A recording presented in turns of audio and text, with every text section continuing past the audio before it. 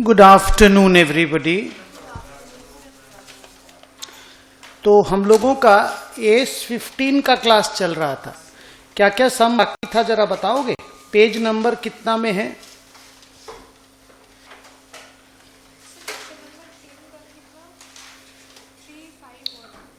अच्छा 10-3-5 page number बताओ ना बेटा। ओनली 84। तो हम लोगों का टारगेट ये था कि पहले इसको खत्म करना है ना, उसके बाद नया एएस चालू करना है, यही तो ठीक है।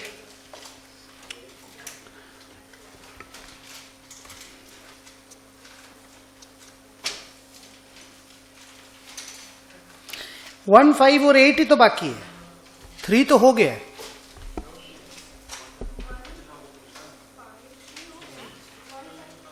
ए 3 हो गया ना, 1 5 एंड 8 में।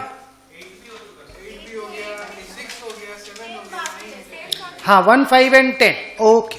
पहले ना थोड़ा सा लेक्चर और ले लो, फिर बात करते हैं। आपका लास्ट पॉइंट क्या था? कर्टेलमेंट एंड सेटलमेंट हो गया था और असेट सीलिंग भी हो गया था। हाँ तो फिर वो कंप्लीट हो गया, इसका मतलब वो वाला टॉपिक पूरा कंप्लीट हो गया। हाँ एक मिनट, नया टॉपिक का नाम लिखो, पैराग्राफ नंबर 1 2 3 4 वाइज लिखोगे। ABCD हो गया, रोमन 1 2 3 4 हो गया,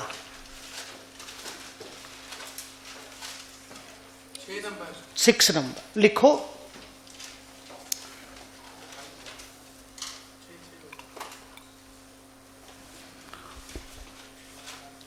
टॉपिक का नाम लिखो other. Ready? Long term employee benefits.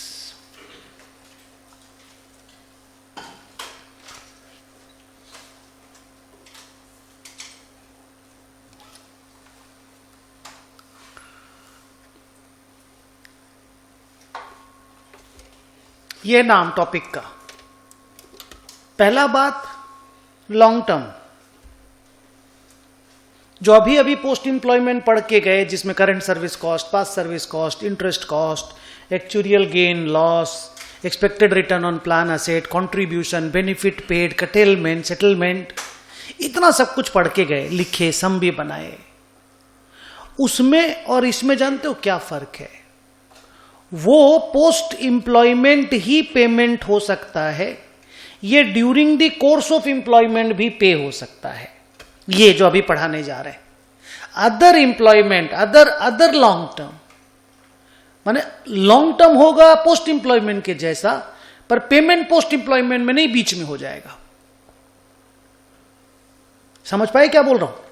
इसीलिए इसका नाम रखा गया other long term employee benefit, माने those long term employee benefits which are not post employment in nature.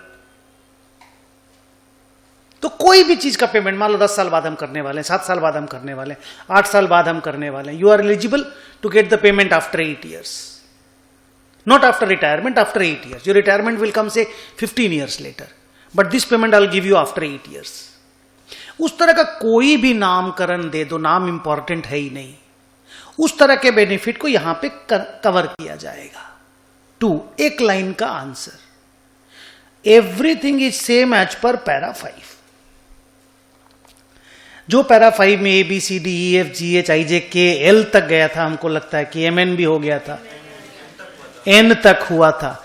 तो जो A to N आप पढ़े ना पैरा 5 में, पैरा 6 में एज इट इज एप्लीकेबल है, और आपको देख के फील ही नहीं होगा कि डिफरेंट सम है। एक ही जगह से फील होगा, it is payable post employment, it is, बस इसके बारे में कुछ बोलेगा नहीं, बस बेनिफिट का नाम दे दिया, सम बना लो। दोनों में कोई अकाउंटिंग में फर्क नहीं है।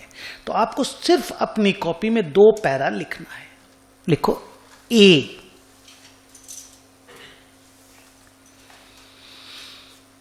it is an employee benefit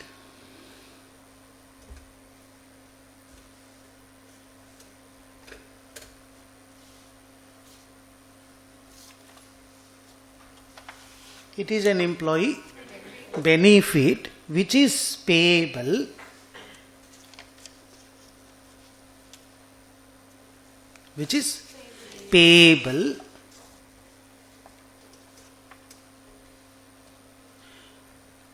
after 12 months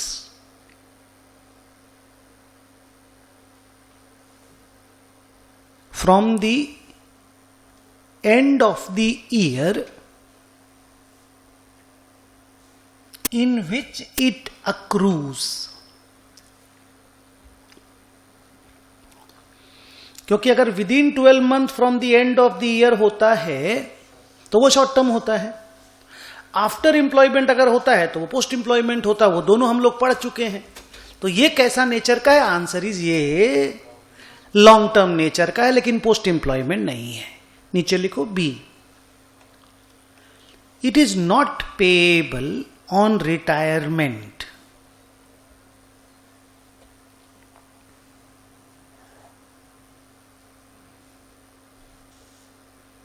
gratuity pension के जैसा नहीं है। ओके, एंड सी में लिखो the entire accounting process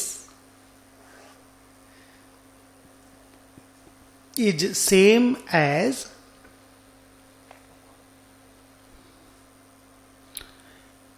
para 5।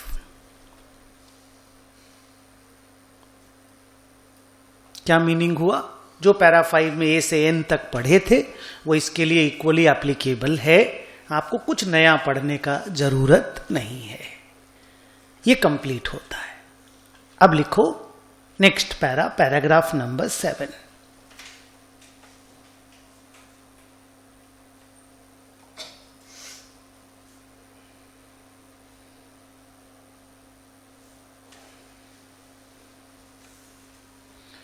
क्या नाम दिया देखो? Termination benefits. वीआरएस जिसको आप लोग टैक्स की क्लास में बोलते हो ना, तो वीआरएस तो इज एन इजी वर्ड। इसमें एक हार्श वर्ड भी होता है, रिट्रेंचमेंट कॉम्पनसेशन। वीआरएस में तो आप फिर भी वॉल्यूंटरीली उनको रिटायर करने के लिए बोलते हो। एक फोर्सफुली भी तो निकाला जाता है, जिसको मैं जिसको बोलता हूं लात मार के निकाल दिए। वीआरएस में तो उनको पोलाइटली आकर के बोलता है आप वीआरएस ले लो, हम आपको 1 शॉट में कुछ पेमेंट कर देंगे। टर्मिनेशन में तो आप मेरे काम के नहीं है सर, जाओ। आपने गलत काम किया कंपनी के साथ, आप धोखेबाज है, आप निकलो यहां से। ठीक है, लिखो लिखो लिखो जल्दी, एकदम easy. It is a benefit payable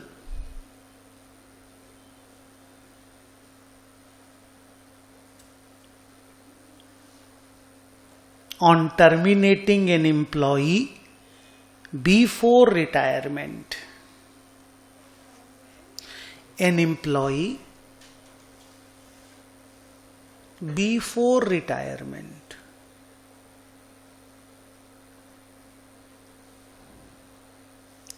Clear है? Examples are full form, VRS payment और रिट्रेंचमेंट कॉम्पनसेशन।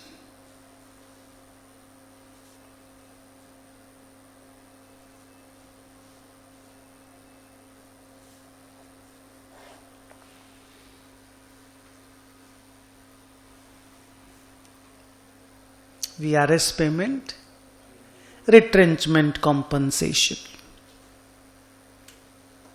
अब लिखो बी, सेकेंड पैरा। ये फर्स्ट पैरा था 7 का ए, 7 का बी। इट इज रिकॉर्डेड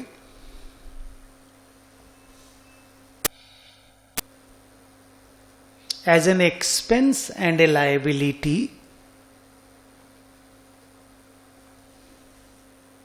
जैसे सैलरी का अकाउंटिंग होता है ना बेटा, इसका भी अकाउंटिंग वैसे ही होता है। बस इतना सा फर्क होता है कि सैलरी में महीना भर का छोटा पेमेंट होता है, इसमें थोड़ा बड़ा पेमेंट होता है। बट इवन बड़ा पेमेंट भी होगा ना, पीएल में एक साथ ही जाएगा। आप किसी को टर्मिनेशन में मान लो 1 लाख रुपया दिया, ऐसे नॉर्मल सैलरी उसकी 20,000 है, तो भी वो पीएल में 1 लाख पूरा एक साथ जाएगा। बहुत पहले 2015-14 का बात बताता हूं, तब इसमें धीरे धीरे डिफरल अलाउड था 5 साल तक का। अब वो डिफरल खत्म हो गया कई साल से। बड़ा पेमेंट होता था तो पता नहीं क्यों इंस्टीट्यूट को लगा कि डिफरल कर देते हैं, बट अब इसका कोई डेफरल का सिस्टम नहीं रहा, तो सीधा P&L में जाता है, इसलिए it is an expense and a liability. जो सैलरी के लिए हम लिखाए थे वही अकाउंटिंग है इसका। लेकिन हाँ, ये जरूरी नहीं है कि रिट्रेंचमेंट कॉम्पनसेशन हम दें हर किसी को। अब कोई धोखा करके बाहर निकाल रहे हैं हम उसको, तो क्या चाहिए रिट्रेंचमेंट कॉम्पनसेशन भैया। लेकिन फिर भी अगर रूल हो कि किसी को भी निकालोगे 3 महीना का सैलरी देना होगा, चाहे चोरी करके भी वो निकल रहा हो, चाहे करप्शन करके भी निकल रहा हो, तो फिर देंगे। जो आपके रूल बुक में है उसके हिसाब से आप पेमेंट करोगे। लेकिन पेमेंट तभी होगा या आपका लायबिलिटी तभी बनेगा when you are having a present obligation. अगर अपना ऑब्लिगेशन नहीं है तो कोई एक्सपेंस कोई लायबिलिटी नहीं है। ऑब्लिगेशन होगा तो ही हम लोग अकाउंटिंग करने के लिए बात करेंगे। ओके, सी में लिखो, normally no present value technique is, PV निकाला नहीं जाता। जैसे कल आप लोगों ने, कल परसों 2-3 दिन पीवी निकाला था ना लॉन्ग टर्म में, इसमें पीवी निकाला, no PV technique is used. लेकिन सोचो अगर ऐसा रिट्रेंचमेंट हो तो कि आपका लायबिलिटी बना 40 लाख रुपया का, हम आपको देंगे, पर देंगे 3 साल बाद। अमाउंट फिक्स कर दिए 40 लाख, पर payment will happen 3 years later. Long term बन गया ना, लॉन्ग टर्म बनते ही पीवी में टेक्निक में आ जाना पड़ेगा। पीवी अगर 32 लाख आया तो 32 लाख एक तरह का करेंट सर्विस कॉस्ट हो गया, तो 32 लाख रुपए आप पीएल में भेज दो, फिर अगला 3 साल तक इंटरेस्ट इंटरेस्ट इंटरेस्ट, जो नॉर्मल तरीका था। 32 बार बार नहीं है, 32 एक ही बार आएगा। उसके बाद 3 साल इंटरेस्ट आएगा, वो अपने आप 40 लाख हो जाएगा, पेमेंट करवा देना। क्लियर? फुल स्टॉप करके वहीं पे लिखो, but if the payment is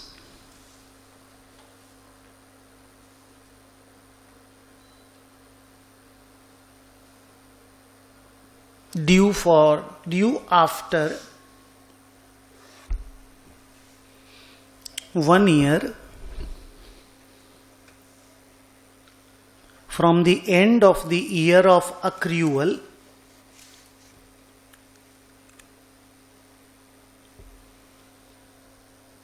from the, बोलो बेटा, end of the year of accrual,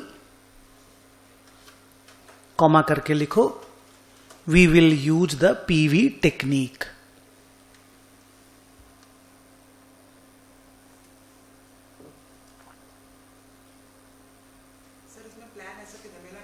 नहीं, इसके लिए असेट प्लानिंग नहीं करते हैं। अरे बाबा, ये एक छोटा सा चीज है, you don't need to plan an, but if they plan it, it's fine. तो प्लान असेट भी बना दो, हम लोग को आता तो है ही, बट ये छोटा चीज है। पीवी भी नहीं होता रे बाबा, बाई चांस किसी को तुम बोल दिया हम आपको रिट्रेंच कर रहे हैं, पर इतना पैसा हम एक साथ नहीं दे पाएंगे, हम कुछ साल बाद आपको पैसा देंगे। ग्रेचुइटी में प्लान असेट इसलिए किया जाता है, इतने लोग रहते हैं, इतने लोगों का बड़ा पैसा का लायबिलिटी आएगा। रिट्रेंचमेंट 1-2 आदमी को तुम रिट्रेंच करते हो, छोटा सा अमाउंट होता है। People don't need to make a plan asset, but if they are making, हमको प्रॉब्लम नहीं है, हम प्लान असेट का अकाउंटिंग करना जानते हैं। But I can tell you, ये सब 1 शॉट का पेमेंट होता है, तुरंत पे करके खत्म किया जाता है। वो आदमी इतना दिन छोड़ता ही नहीं है पैसा, और तुम्हारा भी रूल वैसा ही रहता है कि हाँ 2 महीना में दे देंगे, 3 महीना में दे देंगे। पीवी तो इसलिए निकालना पड़ा कि बाई चांस कोई क्वेश्चन ही दे दिया बियॉन्ड 1 ईयर जा रहा है, तो पीवी निकाल लेना। नेक्स्ट पॉइंट, ये पोस्ट एम्प्लॉयमेंट ही है। उस वक्त पढ़ाना छूट गया, आज सुबह आते ही पहले ये पढ़ाना चाहिए था।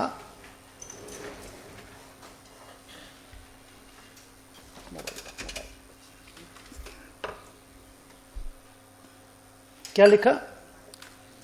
Defined contribution plan, post employment benefit.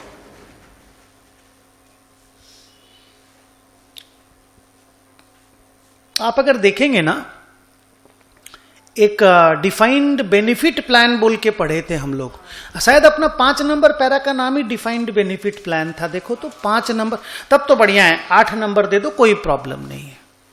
या 5 नंबर का नाम पोस्ट एम्प्लॉयमेंट बेनिफिट है, देख तो, हाँ तब बढ़िया है, तब इसको अलग से रहने दो। यहां पे 8 नंबर पैरा इसका बना लो, कोई प्रॉब्लम नहीं है। क्या नाम दिया? Defined contribution plan. आप देखिए तो डेफिनेशन हम पहले दे चुके हैं क्या?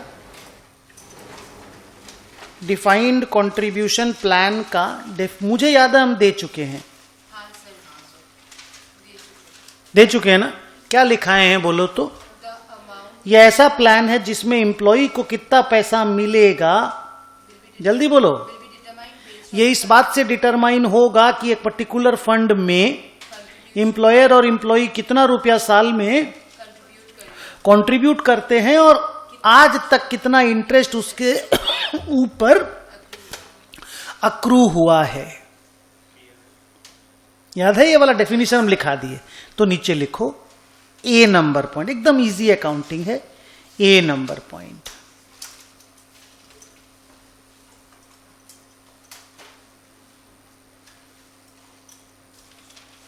रेडी? लिखो द एक्चुअल अमाउंट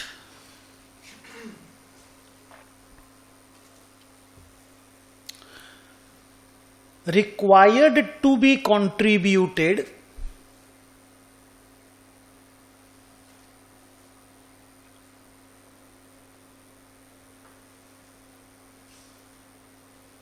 बोलना है। The actual amount required to be contributed. आपको याद है प्रोविडेंट फंड में 12% चलता है सर आजकल, अभी 12% है ना। तो मान लो मेरे को ना 12% के हिसाब से मेरे को एक साल में 4 लाख रुपया कंट्रीब्यूट करना था। मेरे 16 एम्प्लॉय थे, सबका मिला के मेरे को 4 लाख रुपया कंट्रीब्यूट करना था। तो हमारा पॉकेट से लगेगा ये वाला पैसा। हेलो, ये मेरा हिस्सा है, उनका 12% वो लोग का सैलरी काट के हम कंट्रीब्यूट करते ही हैं। ये मेरा जो एक्स्ट्रा पेमेंट हम 12% का करते हैं, हमारे लिए वो एक्सपेंस है, क्योंकि उनका जो हम काटते हो तो सैलरी में ऐसे भी डेबिट करते हैं। ठीक है? तो ये जो 4 लाख रुपया मेरे हिस्से का खर्चा है, जितना हमको कंट्रीब्यूट करना चाहिए या पड़ेगा, वो मेरा पीएल में जाएगा। और ये लॉ से निकलता है। इंडिया में प्रोविडेंट फंड के लॉज हैं, एक्ट हैं। अगर एक्ट नहीं है तो कॉन्ट्रैक्ट से निकल जाएगा। आप लोगों का आपस में क्या कॉन्ट्रैक्ट हुआ है वो देख लो, कॉन्ट्रैक्ट से निकल जाएगा, बट लॉ है।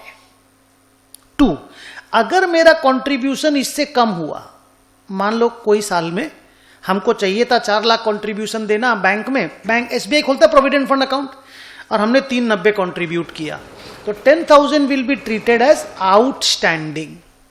एक्सपेंस 4 लाख ही होगा। पेमेंट मैंने 390 किया तो 10,000 आउटस्टैंडिंग हो गया। And if payment in some year is 4,15,000, ज्यादा पेमेंट अगर हम कर दिए तो ये that will be treated as prepaid. तो एकदम नॉर्मल अकाउंटिंग है, कोई झमेला इसमें नहीं है। ये करके लिखो।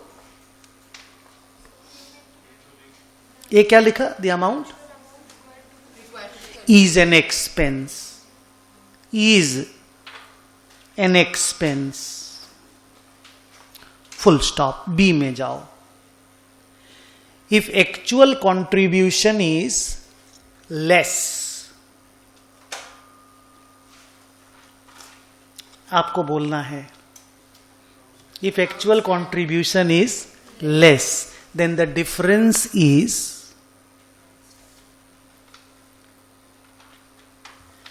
treated as outstanding expense।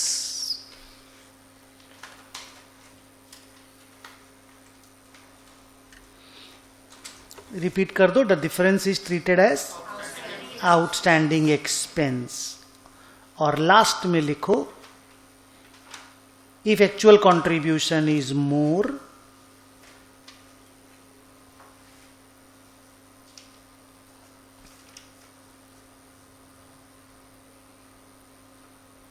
if actual contribution is more, then the difference goes to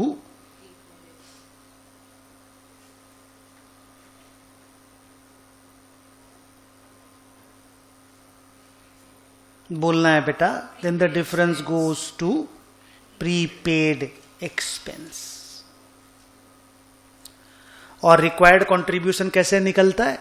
अगर आप किसी कंट्री के लॉ के थ्रू से आते हैं तो लॉ निकाल के दे देगा, और नहीं तो आपके कॉन्ट्रैक्ट के बेसिस पे निकल जाएगा। लिख लो रिक्वायर्ड, डी नंबर लिख लो, D number. Required contribution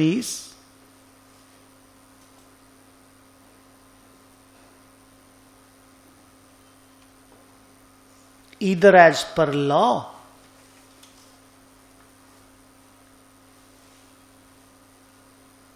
is either as per law or as per contract.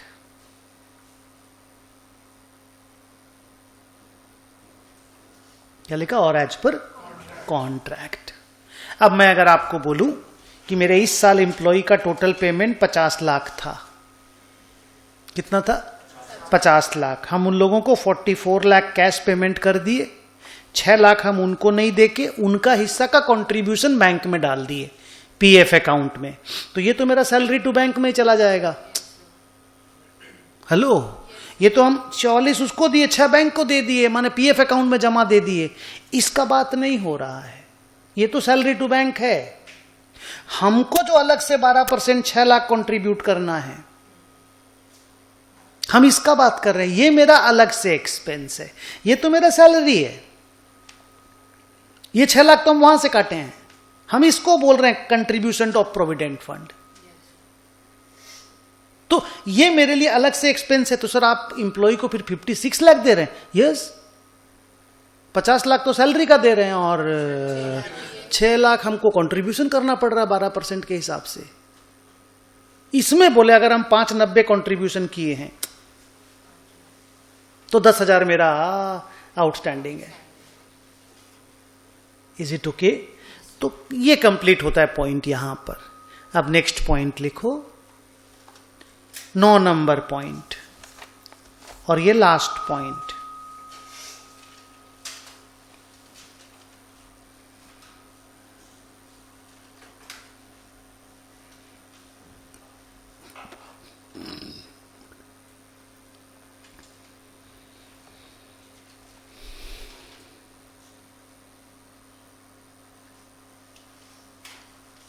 क्या लिखा?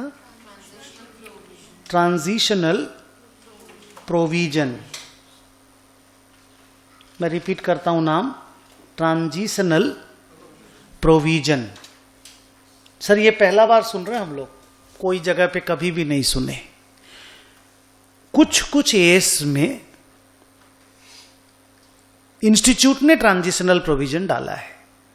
ट्रांजिशनल प्रोविजन का मतलब हुआ कि पहली बार जब आप एस के सिस्टम में घुसेंगे, क्या बोला फिर से? पहली बार जब एस के सिस्टम में घुसेंगे, उसके पहले तो आप एस फॉलो नहीं कर रहे थे, तो जो भी आपके मन में आ रहा था वो कर रहे थे, जो आपको सुइटेबल लग रहा था, ट्रू एंड फेयर लग रहा था, वो कर रहे थे। लेकिन जब आप एस के सिस्टम में घुसेंगे,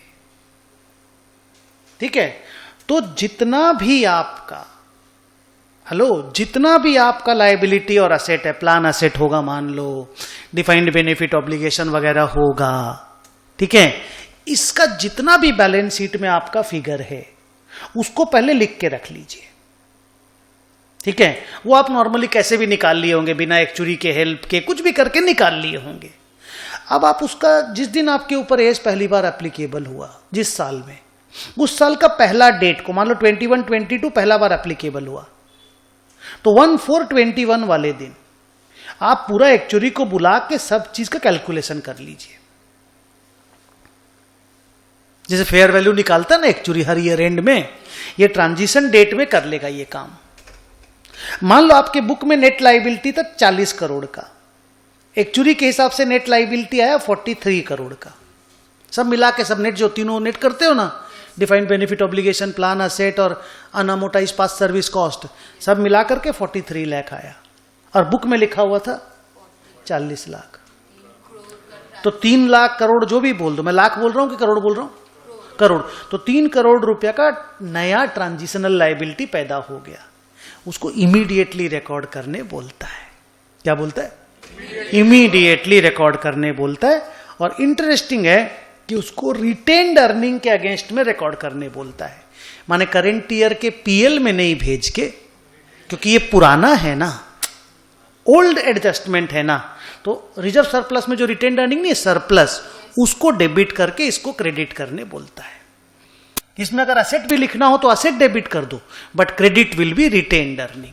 फॉर एग्जाम्पल 40 करोड़ की लायबिलिटी बुक्स में लिखी हुई है, लेकिन एक्चुअली बोलता नहीं, ये 38 ही होना चाहिए, आप ज्यादा रिकॉर्ड करके रखे हो तो 2 करोड़ रुपया उल्टा कर दो, नहीं समझे?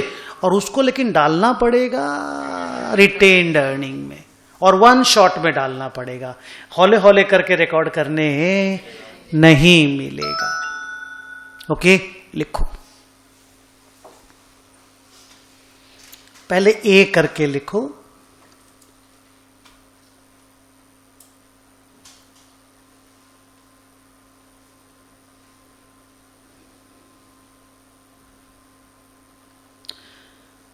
लिखो ट्रांजिशनल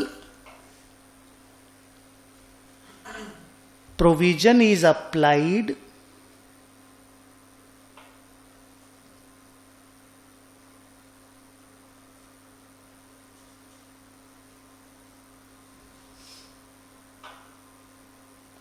क्या लिखा? Transitional provision is applied when this AS is applicable on an entity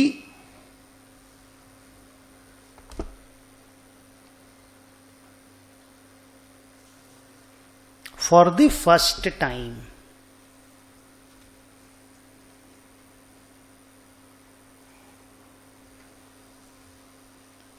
full stop कर दो, बंद कर दो। अब लिखो B, on the transition date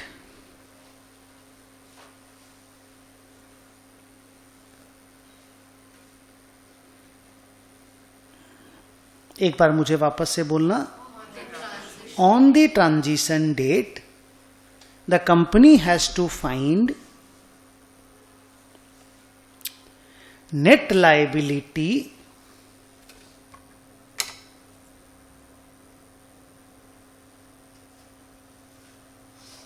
the company has to find as per AS 15।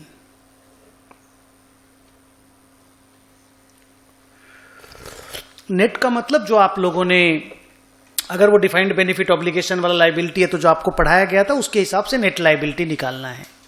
Full stop. C,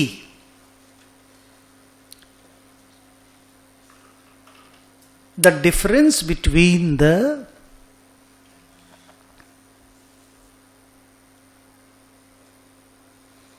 carrying amount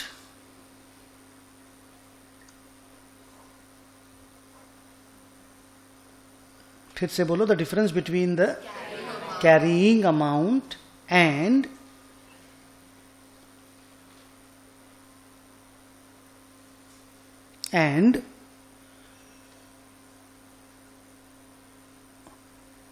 value as per AS 15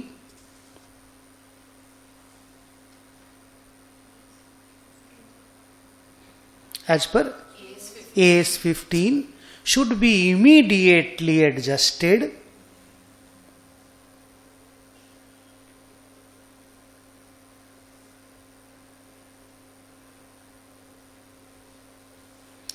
by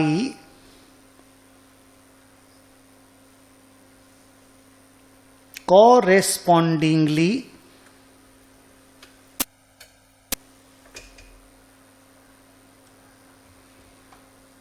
क्या लिखा भाई?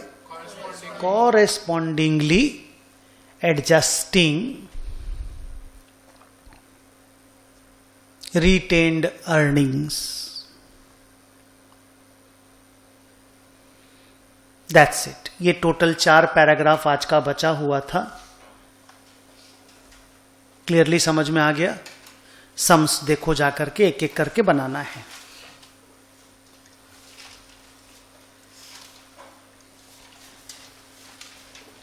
ये अनुपम नीचे आके जरा एसी चला ना, गर्मी लग रहा है। कौन सा सम बचा हुआ बोलो, करके कंप्लीट करते हैं। तो पहले 1 नंबर पढ़ो, 1 नंबर पढ़ो।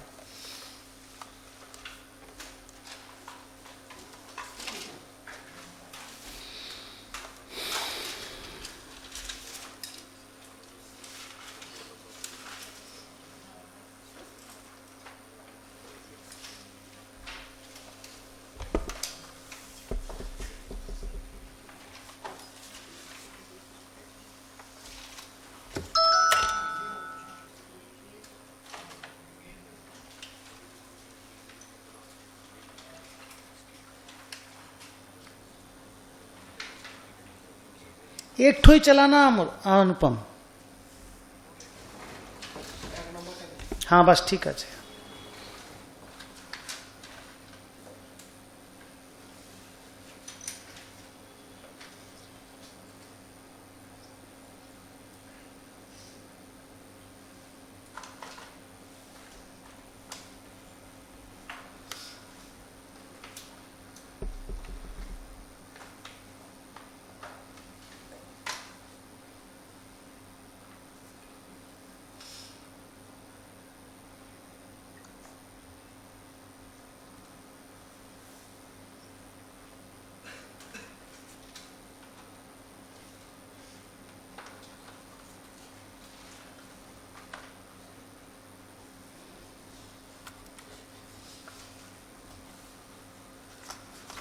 पढ़ लिए। कहीं पर भी देख करके ट्रांजिशन वर्ड मिल रहा है क्या कि आपको इन्होंने ट्रांजिशन किया है, 1 तारीख को यहां पे कर रहे हैं ऐसा?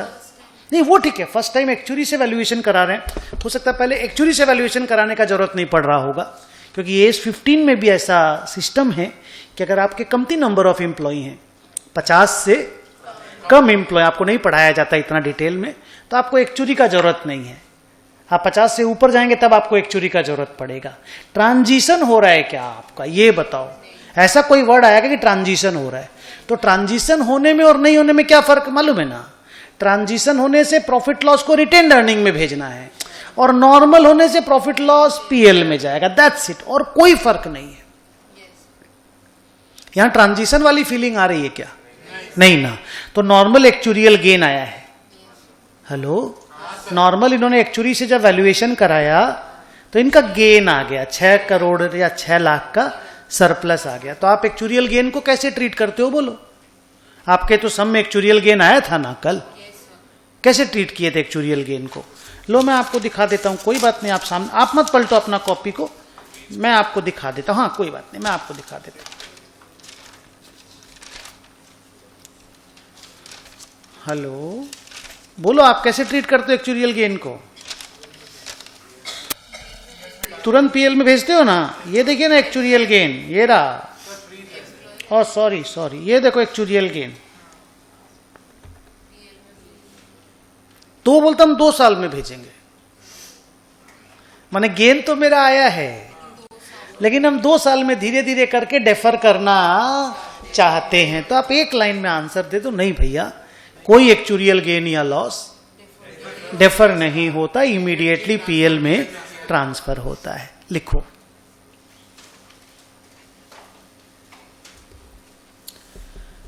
पहले वो वाला एस का लैंग्वेज लिख दो, एज पर एस 15,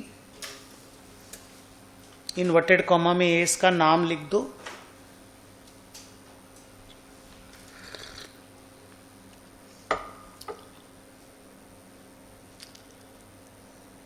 कॉमा करके लिखो any actuarial gain oblique loss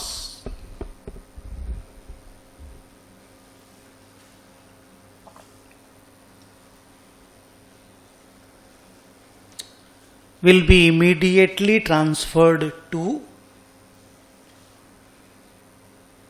P&L account.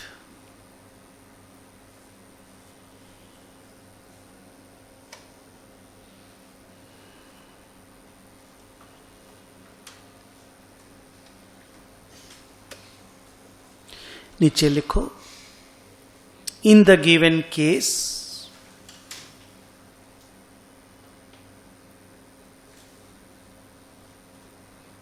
Omega Limited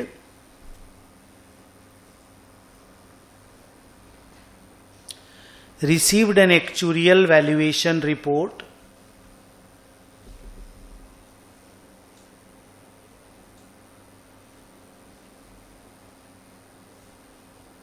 which revealed a surplus of, revealed, showed, SHOWED, which showed या revealed, कोई भी एक वर्ड लिखो,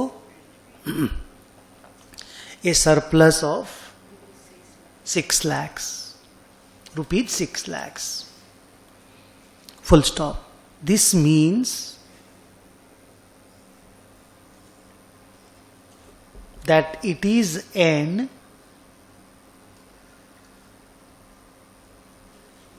This means that it is an actuarial gain.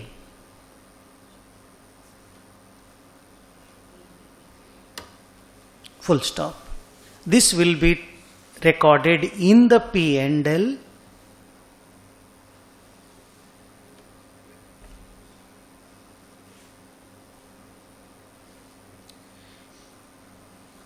immediately in the income या in the as an income. As an income. Recorded बोले कि credited बोल दिए थे उस समय? हाँ, तो फिर उस समय क्रेडिटेड बोल देते तो फिर इनकम वर्ड नहीं यूज करते हम, तो ये तुरंत कर देना है. अब नीचे अकाउंटेंट गलत कर रहा है वो लिख दो.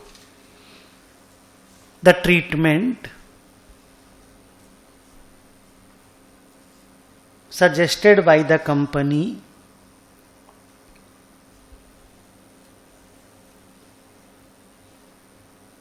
of crediting it to P&L in 2 years' time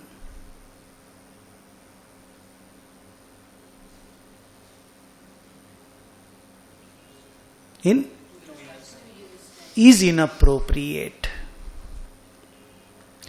एकदम सिंपल. हाँ, इंस्टीट्यूट का बुक में जब आप ये सम देखोगे 1.5 लाइन खाली लिखा हुआ है, तुरंत पीएल में भेजना है. हम लोग हमेशा वो 5 मार्क्स का सम आएगा, हम लोग इसी तरह से सजाएंगे जो हम लोगों ने आपको तो बेसिक लिखने का तरीका बताया है ना, आप वैसे ही लिखोगे. Next question is question number 5. पढ़ो.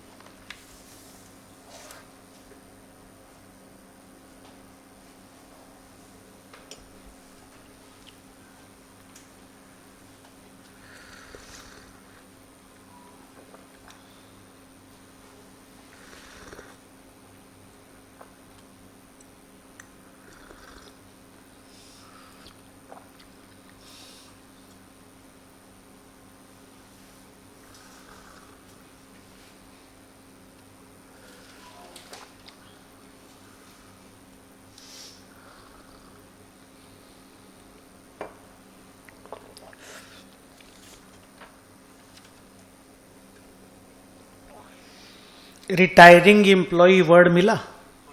गुड. कुछ ट्रैवल एक्सपेंसेस के रीइंबर्समेंट का बात चल रहा है ना? गुड. क्या चीज का कंपनी पैसा देगी? रिटायरमेंट के वक्त देगी, लेकिन ना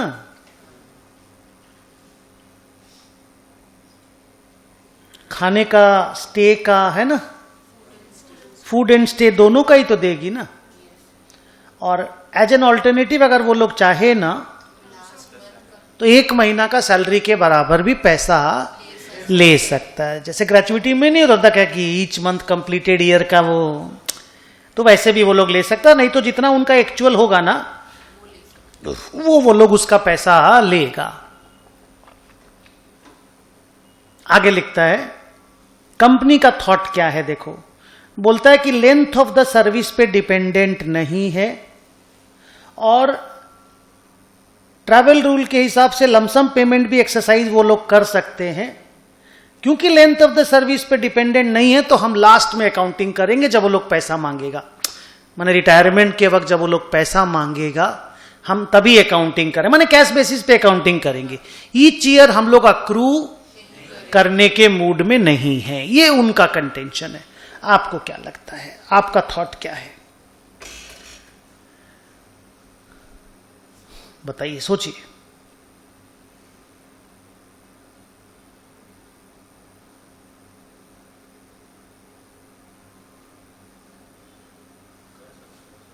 माने ऐसा कैश बेसिस पे कर सकते हो? कैसे कर सकते हो आप हमको बताओ. ईच ईयर जब एम्प्लॉय काम करता जाता है कुछ ना कुछ तो उसका फूड माने ट्रैवल तो होता जाता होगा. और अगर ट्रैवल होता जाता है तो उसका उसका क्रेडिट तो मिलना चाहिए उसको।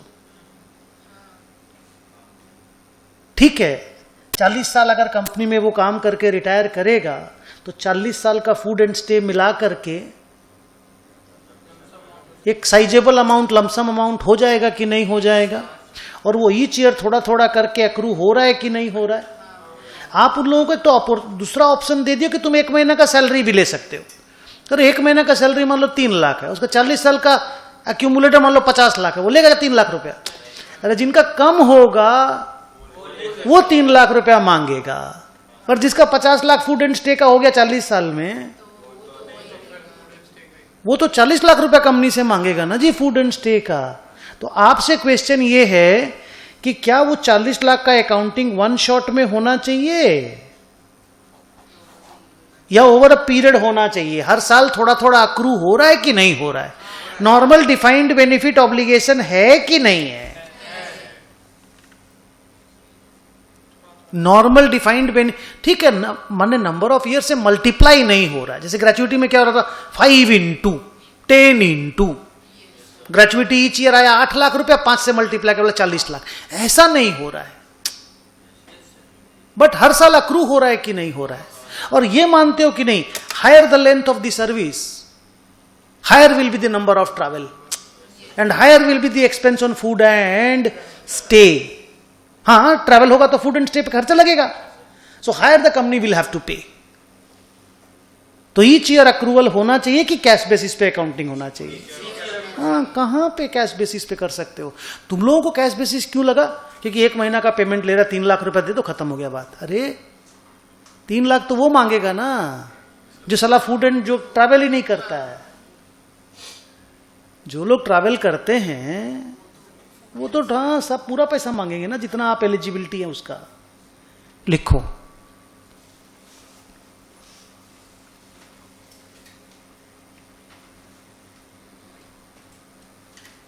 As per AS 15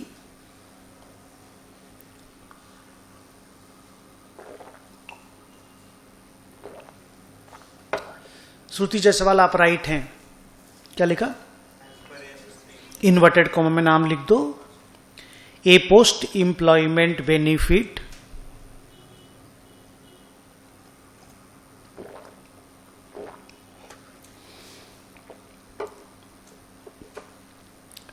is post employment benefit. A post employment benefit is a benefit payable on retirement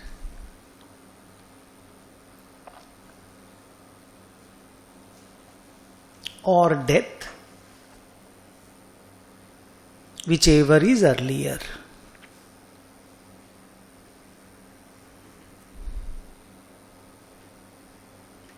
Full stop. Continue. A defined benefit plan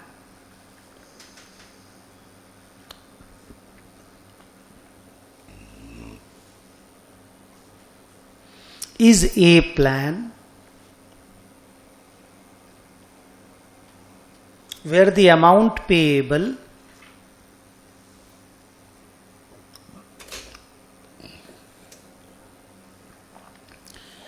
is determined on the basis of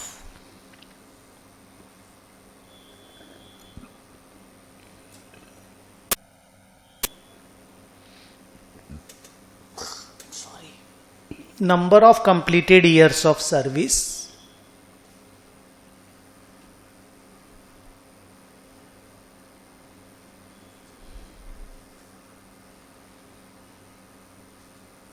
and salary at the time of retirement.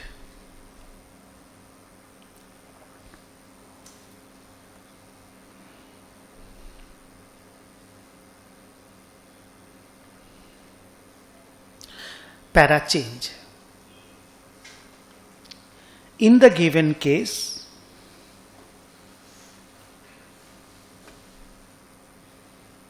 the company has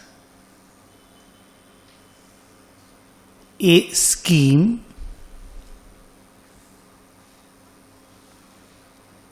for payment of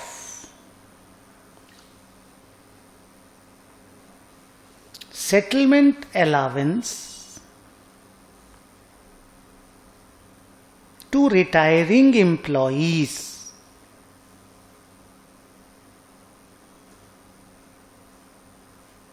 फिर से बोलो, settlement allowance to retiring employees, full stop, they will be रीइंबर्स्ड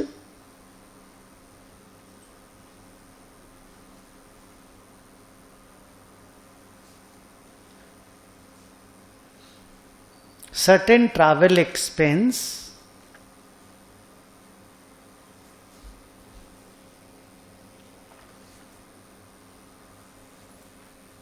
and food and stay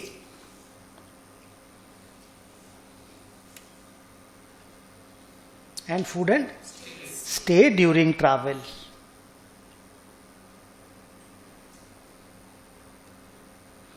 Full stop. So each year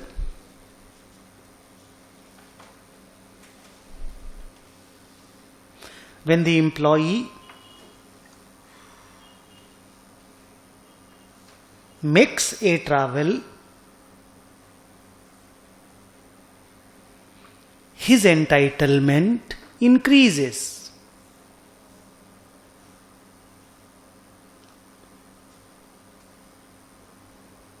क्या बच्चा ये मानते हो? His entitlement, पैसा का रिकवरी का एंटाइटलमेंट उसका बढ़ता है ना हर साल. Full stop. Therefore,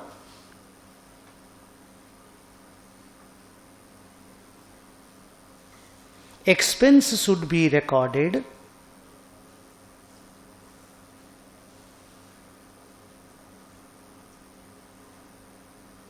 बोलना है. Therefore, expense should be recorded on accrual basis, normally as we do in defined benefit plan.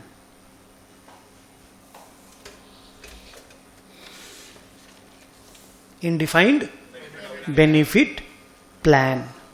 Full stop. Para change. Even though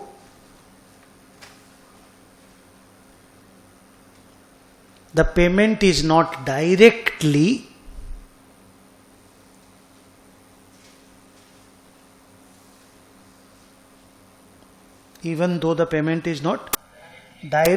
connected to number of years of service, not directly connected to number of years of service, but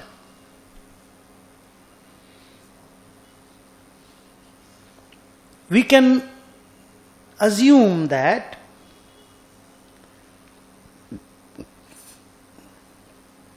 longer is the service period,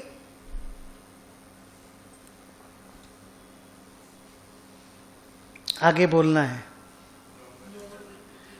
longer is the service period. हाँ, एक minute, थोड़ा एक word और घुसा रहा हूं. There will be more travels,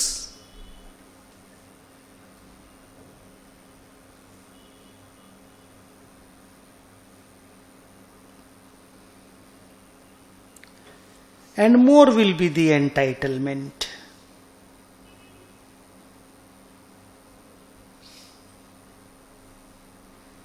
लिख पाए? And more will be the entitlement. Full stop. नीचे लिखो, the treatment suggested by the accountant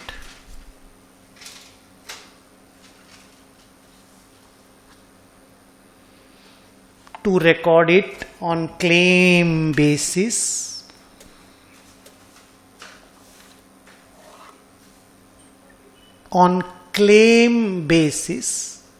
माने लास्ट में लिखेंगे जब वो लोग पैसा मांगेगा एक साथ.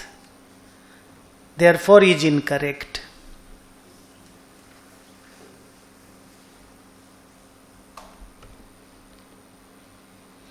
Question number 10, page number 86. बहुत डिटेल में पढ़े भाई ये वाला एएस, ठीक है।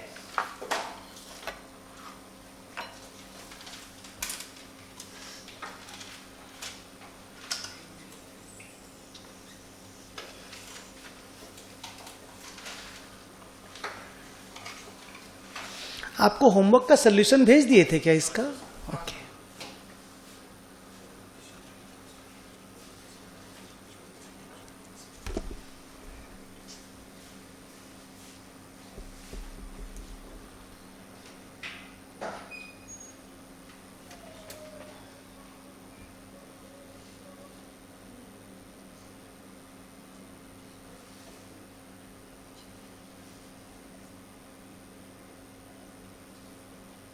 गुड, बढ़िया सा। ट्रांजिशन लायबिलिटी क्लियर है क्या? कैसे पढ़ के पता चला? हाँ, एक तो लिखा है decided to account for the employee benefit as per S 15 from 1/4/2006। फिर नीचे में ट्रांजिशन लायबिलिटी का वर्ड भी लिख दिया है। तो उनके बुक का कैरिंग अमाउंट कितना है? जो वो लोग अपना पुराना सिस्टम से चला रहा है वो 100 लिख के रखा है। और एज पर एस 15, सॉल्यूशन लिखना चालू करो। As per S 15,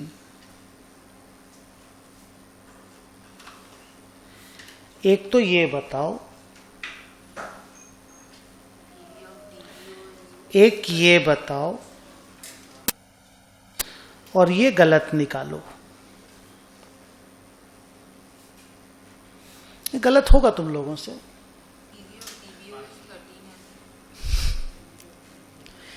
present value of defined benefit obligation कितना है? Okay. Fair value of plan asset कितना है?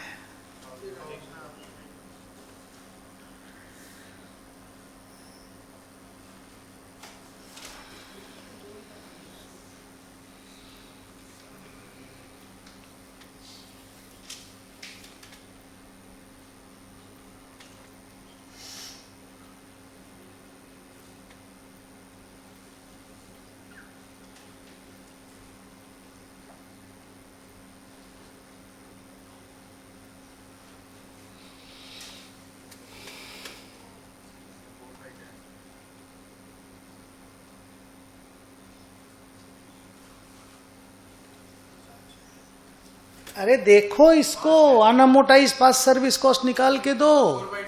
160 टोटल है, वो 1/4/2000 का था। 6 साल गुजर गया, आपको 4 साल लेना होगा जो बचा हुआ है। अनअमोटाइज माने remaining, and that is 64।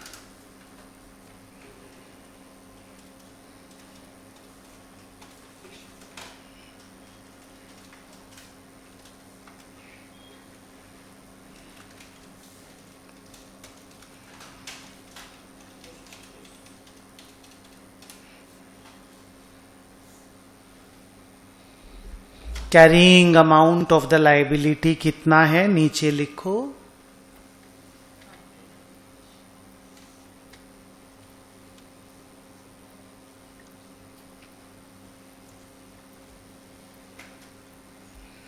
Difference का क्या करोगे बताओ?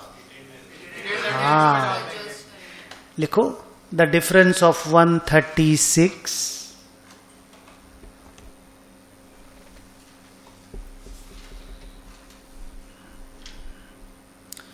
will be recorded as a liability by debiting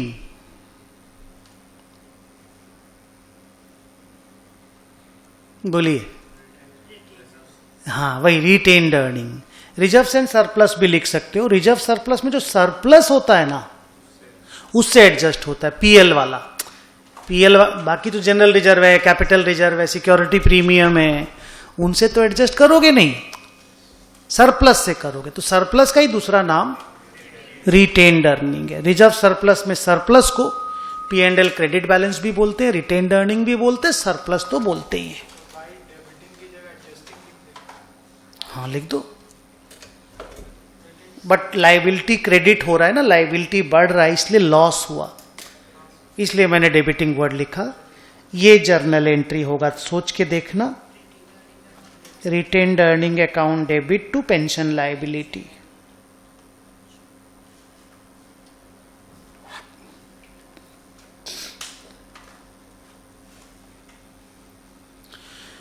क्योंकि बुक में 100 का लायबिलिटी दिखाया हुआ है, जबकि फेयर के हिसाब से 236 होना चाहिए, तो लायबिलिटी हमें बढ़ाना पड़ेगा।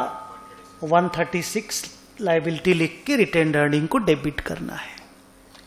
सो ये अपना कंप्लीट हुआ चैप्टर। थोड़ा ज्यादा टाइम लगा, but it's done now. Okay, तुम्हारा एक क्वेश्चन था, हो गया? ओके, तो एक छोटा सा ब्रेक लेते हैं 5 मिनट का, वो फाइल भी चेंज कर देता है, नया ये स्टार्ट करेंगे। चलो मिलते हैं।